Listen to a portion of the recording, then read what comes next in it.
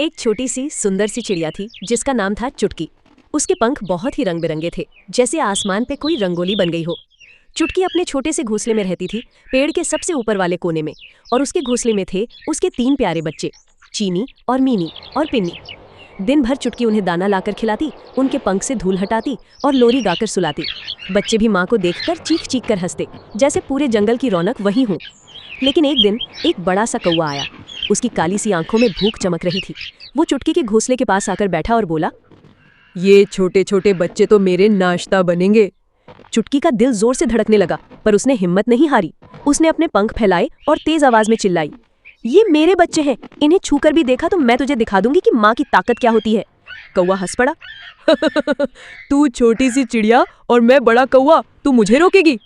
पर चुटकी ने अपना छोटा सा शरीर लेकिन बड़ा सा हौसला दिखाया। उसने बार बार कौवे की चोंच पे जोर से चोट मारी, उसके पंख को नोक से काटा और इतनी हिम्मत दिखाई कि कौवा घबराकर उड़ गया। उस रात चुटकी अपने बच्चों को अपने पंख के नीचे सुलाती हुई सोची, मैं छोटी हो सकती हूँ, पर माँ बनकर मैं दुनिया की सबसे बड़ी शक्ति हूँ। और चीनी मीनी ने अपनी माँ के पंख में चिपककर मुस्कुराते हुए कहा, माँ तुम हमारी हीरो हो।